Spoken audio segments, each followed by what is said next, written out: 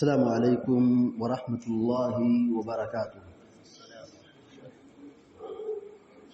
الحمد للہ رب العالمین والعاقبۃ للمتقین والصلاة والسلام علی اشرف الانبیاء والمرسلین نبینا محمد وعلی آلہ وصحبہ اجمعین ومن تبعهم بإحسان إلى يوم الدين، أما بعد،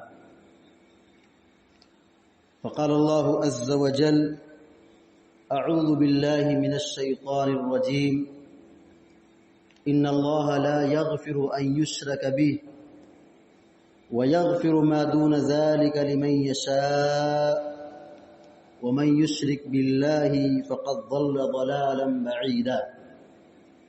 وقال النبي صلى الله عليه وسلم: من مات لا يشرك بالله شيئا دخل الجنة ومن مات يشرك بالله شيئا دخل النار. رواه مسلم.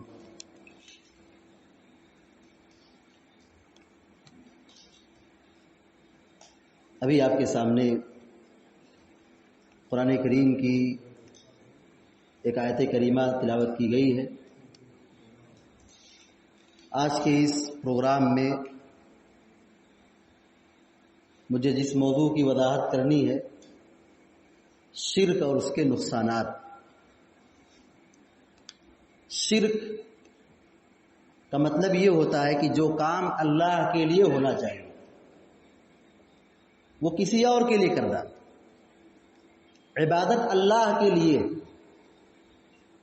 اور وہی کام اگر کسی مخلوق کے لیے کیا جائے یہی شرک ہے۔ جو حق اللہ رب العالمین کا ہے وہی کام مخلوق کے لیے کیا جائے، یہ کام بہت ہی بڑا گناہ ہے، بہت بڑا ظلم ہے۔ اب بتائیے، اگر کوئی اس دنیا میں کوئی یہ کہے، کوئی عورت یہ کہے میرے 2 شوہر ہیں، میرے 3 شوہر ہیں، میرے 4 شوہر ہیں، تو کیا دوسرا شوہر جو اس کا حقیقی شوہر ہے کیا اس کو برداشت کر سکتا ہے؟ جو حق اللہ رب العالمین کا ہے وہ اللہ کو ملنا چاہیے۔ عدل اور انصاف کا تقاضا یہی ہے۔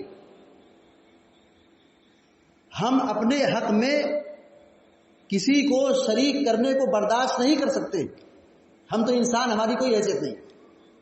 اللہ کا حق سب سے بڑا ہے، اللہ کا حق سب سے بڑا ہے، اور اللہ کے حق میں اگر حق تلفی ہو، اس کا حق کسی مخلوق کو دیا جائے، اللہ بہت غضبناک ہوتا ہے۔ شرک ایسا گناہ ہے کہ اس کے لیے معافی کی کوئی گنجائش نہیں۔ آدمی قتل کر دے، چوری کر لے، زنا کر لے، شراب پی لے، لوٹ مار کر لے، جتنے بھی گناہ ہیں دل کھول کے کر لے، گناہ تو گناہ ہے، لیکن اللہ رب العالمین معاف کر سکتا ہے، اور اللہ بہت مہربان ہے، بخشنے والا ہے۔ لیکن شرک ایسا گناہ ہے کہ اللہ تعالیٰ اس کو معاف نہیں کرے گا۔ اللہ رب العالمین خود قرآن کریم میں بیان فرماتا ہے: ان اللہ لا یغفر ان یشرک بہ ویغفر ما دون ذلک لمن یشاء۔ اللہ تعالیٰ اس بات کو نہیں معاف کرے گا کہ اس کے ساتھ کسی کو شریک ٹھہرایا جائے۔ شرک کو اللہ تعالیٰ معاف نہیں کرے گا، اس کے علاوہ جس کو چاہے گا معاف کر دے گا۔ وَمَن يُشْرِكْ بِاللَّهِ فَقَدْ ضَلَّ ضَلَالًا بَعِيدًا، اور جس نے شرک کیا وہ دور کی گمراہی میں واقع ہو گیا، گمراہ ہو گیا۔ توحید پر چلنا، توحید پر رہنا، اللہ کا حق ادا کرنا، یہ ہدایت ہے، اور توحید کو چھوڑ کر شرک کے راستے پر چلنا یہ بہت بڑی گمراہی ہے۔ ایک سرپرست ہونے کے ناطے، ایک ذمہ دار ہونے کے ناطے، والد ہونے کے ناطے ایک ہماری بڑی ذمہ داری ہے کہ ہم اپنی اولاد کی ایمان کی حفاظت کریں، انہیں توحید کا سبق سکھائیں، انہیں عقیدہ سکھائیں، شرک سے روکیں۔ لقمان حکیم اپنے بیٹوں کو نصیحت کر رہے ہیں، اپنی اولاد کی تربیت کر رہے ہیں، اللہ نے ان کی اس تربیت کو قرآن میں ذکر کیا ہے. وَإِذْ قَالَ لُقْمَانُ لِابْنِهِ وَهُوَ يَعِظُهُ يَا بُنَيَّ لَا تُشْرِكْ بِاللَّهِ. لقمان حکیم اپنے بیٹے کو نصیحت کر رہے ہیں، بیٹے لا تشرک باللہ شیئا، اللہ کے ساتھ کسی کو شریک نہ ٹھہرانا. ان الشرک لظلم عظیم، اس لیے کہ شرک یہ سب سے بڑا گناہ ہے، دنیا کا سب سے بڑا گناہ شرک ہے. اور یہ ایسا سنگین گناہ ہے کہ اللہ تعالیٰ اس کو معاف نہیں کرے گا. قاتل کو معاف کرے گا، چاہے گا تو معاف کر دے گا. زانی کو چاہے گا معاف کر دے گا. بڑے بڑے گناہگاروں کو اللہ تعالیٰ معاف کر دے گا چاہے گا تو. مگر شرک کرنے والے کو اللہ تبارک و تعالیٰ کسی بھی صورت میں معاف نہیں کرے گا. معافی نہیں، گنجائش کی باقی ہی نہیں. اور شرک اگر آدمی کے اندر آ جائے، سماج میں آ جائے، یہی سب سے بڑی بدامنی ہے.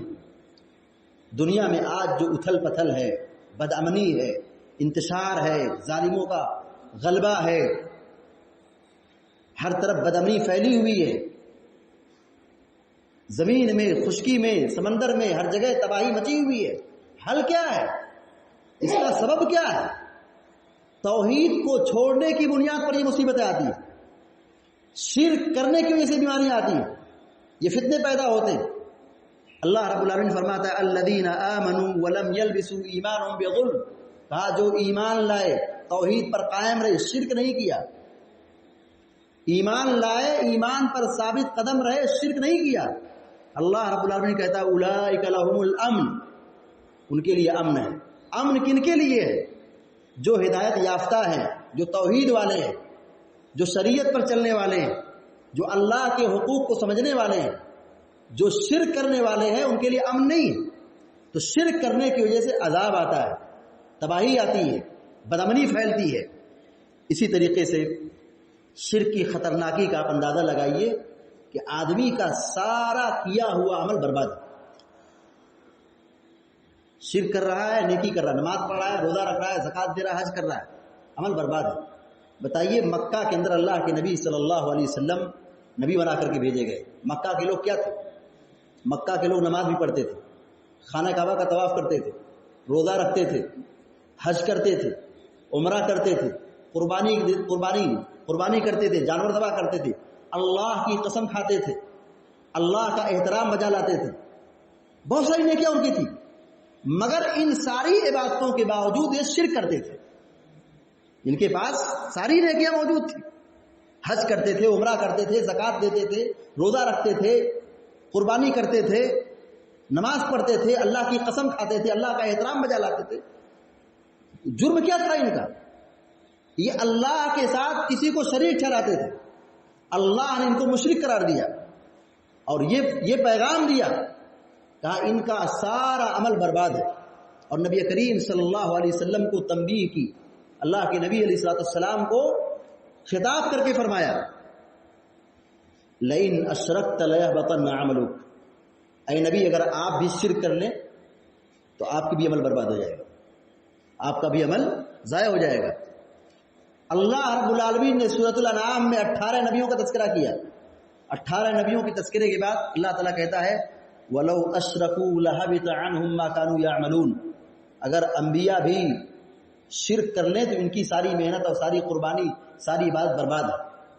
انبیاء شرک نہیں کرتے، انبیاء شرک نہیں کرتے، انبیاء گناہ نہیں کرتے، انبیاء تو اللہ کے نیک برگزیدہ بندے ہیں. لیکن اللہ رب العالمین یہ میسج دے رہا ہے کہ یہ نبی ہیں، اگر ان سے بھی یہ غلطی ہو گئی تو بخشے نہیں جائیں گے. تو ہم اندازہ لگائیں کہ ہم اور آپ اگر اس جرم میں شامل ہو تو ہمارا حشر کیا ہو سکتا ہے، ہمارا کیا انجام ہو سکتا ہے. شرک کا انجام جہنم کے سوا کچھ نہیں ہے. انہ من یشرک باللہ فقد حرم اللہ علیہ الجنہ، جو آدمی شرک کرتا ہے اللہ تعالیٰ کہتا ہے اس کے اوپر جنت حرام ہو گئی. جنت میں وہ کبھی داخل نہیں ہو سکتا ہے، جنت کی خوشبو نہیں پا سکتا ہے، جنت کی ہوا نہیں مل سکتی اس کو. جنت کی اور جنت کی ساری نعمتیں اس پر حرام ہو گئی، وہ جنت میں نہیں داخل ہوگا. جس نے شرک کیا وہ جنت میں داخل نہیں ہو سکتا ہے. جنت میں وہ داخل ہوگا جو توحید والا ہے، جو ایمان پر مرا ہے، شرک کو چھوڑا ہے، شرک کا بائیکاٹ کیا ہے، شرک سے بیزاری کا اعلان کیا ہے، شرک سے دستبردار ہو گیا ہے، ایسا آدمی جنت میں داخل ہوگا۔ پیارے نبی صلی اللہ علیہ وسلم فرماتے ہیں یا ابن آدم انک لو اتیتنی بقراب الارض خطایا ثم لقیتنی لا تشرک بی شیئا لاتیتک بقرابها مغفرہ۔ سنن ترمذی کی صحیح روایت ہے۔ اللہ رب العالمین فرماتا ہے، اللہ کے نبی علیہ السلام کہتے ہیں، اللہ تعالیٰ کہتا ہے، اے ابن آدم، اگر تم زمین بھر گناہ لے کر کے میرے پاس آؤ، زمین بھر، مشرق سے لے کے مغرب تک، ہم زمین کا اندازہ نہیں لگا سکتے، مشرق سے مغرب بھر آدمی زمین بھر گناہ لے کر کے آئے مگر اس نے شرک نہیں کیا ہے، اللہ تعالیٰ کہتا ہے میں اس سے مغفرت کے ساتھ ملوں گا، میں اس کو معاف کر دوں گا، اس کے لیے مغفرت کا اعلان ہے۔ لیکن اگر اس نے شرک کیا ہے تو مغفرت کی کوئی گنجائش نہیں ہے۔ اللہ کے نبی صلی اللہ علیہ وسلم فرماتے ہیں کہ لکل نبی دعوت مستجابہ، ہر نبی کی ایک دعا تھی جو اللہ تعالیٰ ان کی دعا کو قبول کرتا تھا۔ ہر نبی کو اللہ نے یہ مقام دیا تھا کہ دنیا میں وہ جو چاہے مانگے، اس کی دعا کو اللہ تعالیٰ قبول کر لیتا تھا۔ اللہ کے نبی علیہ السلام فرماتے ہیں فتعجل کل نبی دعوته، ہر نبی نے اپنی دعا کو مانگنے میں جلدی کی اور دنیا میں ان کی دعا قبول ہو گئی، وہ چیز ان کو حاصل ہو گئی۔ وَإِنِّي اخْتَبَأْتُ دَعْوَتِي شَفَاعَتِي لِأُمَّتِي يَوْمَ الْقِيَامَةِ، مگر میں نے اپنی دعا کو چھپا کے رکھا ہے، دنیا میں نہیں مانگا۔ اللہ کے نبی علیہ السلام کہتے ہیں میں نے اس دعا کو جو مجھ کو آپشن دیا گیا تھا کہ میں مانگوں میری مراد پوری ہو جائے، میری دعا قبول ہو جائے، میں نے اس دعا کو بچا کے رکھا ہے، میں نے چھپا کے رکھا ہے، میں قیامت کے دن اللہ رب العالمین سے اس دن طلب کروں گا۔ وہ میری دعا کیا ہوگی؟ کہا فَهِيَ نَائِلَةٌ إِنْ شَاءَ اللَّهُ مَن مَّاتَ مِنْ أُمَّتِي لَا يُشْرِكُ بِاللَّهِ شَيْئًا، میں ایسے شخص کے حق میں شفاعت کروں گا جو توحید پر بنا ہے، وہ مجھ کو ملے گی انشاءاللہ، وہ حق مجھے ملے گا کہ میں اس کے حق میں شفاعت کروں گا۔ میری شفاعت ان کے حق میں ہوگی جو توحید پر مرے ہوں گے، انہوں نے اپنی زندگی میں ذرہ برابر بھی کہیں شرک نہیں کیا ہوگا۔ تو شرک کی خطرناکی یہ ہے، شرک کا انجام یہ ہے۔ اللہ رب العالمین فرماتا ہے ان الذین کفروا من اہل الکتاب والمشرکین فی نار جہنم خالدین فیہا، کہا جو اہل کتاب میں سے کفر کرنے والے ہیں، شرک کرنے والے ہیں، انکار کرنے والے ہیں، اللہ پر ایمان نہیں لانے والے ہیں، یا مشرک ہیں، شرک کر رہے ہیں، اللہ رب العالمین کہتا ہے فی نار جہنم خالدین فیہا، یہ ہمیشہ ہمیشہ جہنم میں رہیں گے، جنت میں نہیں داخل ہوں گے، ہمیشہ ہمیشہ مشرک جہنم میں رہے گا۔ اللہ رب العالمین آگے بڑی بات بیان کر رہا ہے، اولئک هم شر البریہ، کہا یہ لوگ اللہ کی مخلوق میں سب سے بدترین قسم کے لوگ ہیں، اللہ کی مخلوق میں سب سے گئے گزرے لوگ، بدترین لوگ، خبیث لوگ، نجس اور ناپاک لوگ کون لوگ ہیں؟ خنزیر نہیں ہے، کتا نہیں ہے، کیڑا نہیں نالی کا ہے، اللہ کی نگاہ میں سب سے بدترین مخلوق وہ لوگ ہیں جو اللہ کے ساتھ شرک کرتے ہیں، اللہ کے ساتھ کسی کو شریک ٹھہراتے ہیں، یہ اللہ کی نگاہ میں سب سے بدترین لوگ ہیں۔ لہذا ہماری اور آپ کی یہ ذمہ داری بنتی ہے کہ ہم اپنے سماج کو، اپنے معاشرے کو، اپنے گھرانے کو شرک کے فتنے سے بچائیں، اپنی اولاد کی صحیح تربیت کریں، انہیں توحید سکھائیں، اللہ کا حق بتائیں۔ اگر ہم اپنے بچوں کو، اپنی اولاد کو، اپنے معاشرے کو اللہ کا حق بتا دیں اور سماج اور معاشرہ اللہ کا حق ادا کرے، اللہ کی رحمت نازل ہوگی، اللہ کی رحمت نازل ہوگی۔ لیکن جب اللہ کے حقوق میں ڈاکہ ڈالا جائے، جو کام اللہ کا ہے، سجدہ اللہ کا حق ہے، نظر و نیاز اللہ کا حق ہے، رکوع سجود اللہ کا حق ہے، طواف اللہ کا حق ہے، خوف اللہ کا حق ہے، توکل اللہ کا حق ہے، جو حق اللہ کا ہے اگر وہ مخلوق کو دیا جائے اللہ غضبناک ہوتا ہے، ایسی قوم کو ہلاک و برباد کرتا ہے۔ جتنی بھی قومیں دنیا کے اندر آئی، جتنے بھی انبیاء دنیا کے اندر آئے، ان نبیوں کی قوموں کی تباہی کی سب سے بڑی بنیاد تھی شرک اور کفر کرنا تھا۔ کسی قوم کو اللہ نے پانی میں ڈبو کو ہلاک کیا، کسی کو زمین میں دھسایا، کسی کو آندھی اور طوفان سے ہلاک کیا، کسی کو سیلاب سے ہلاک کیا۔ جرم یہی تھا کہ یہ لوگ اللہ کے حق میں اللہ کے حق میں حق تلفی کرتے تھے، اللہ کے حقوق کو لوٹتے تھے، شرک کرتے تھے۔ لہذا ہماری اور آپ کی ذمہ داری بنتی ہے کہ ہم شرک سے بچیں، شرک سے دور رہیں۔ اللہ تعالیٰ سے ہم دعا کرتے ہیں کہ اللہ تعالیٰ ہم سب کو، آپ سب کو اور سارے مسلمانوں کو شرک کے فتنے سے بچائے، اور ہم سب کو توحید کی اہمیت کو سمجھنے اور اس کے تقاضوں کو پورا کرنے کی توفیق عطا فرمائے، اور ہمیں جو بیمار ہیں اللہ تعالیٰ انہیں اپنے فضل و کرم سے شفائے کاملہ عطا فرمائے، جو پریشان اللہ تعالیٰ ان کی پریشانی کو دور فرمائے، جو تنگ دست ہیں اللہ تعالیٰ ان کی تنگ دستی کو دور فرمائے، آمین یا رب العالمین۔ وصلی اللہ علی نبینا محمد وسلم تسلیما کثیرا، والسلام علیکم ورحمۃ اللہ وبرکاتہ۔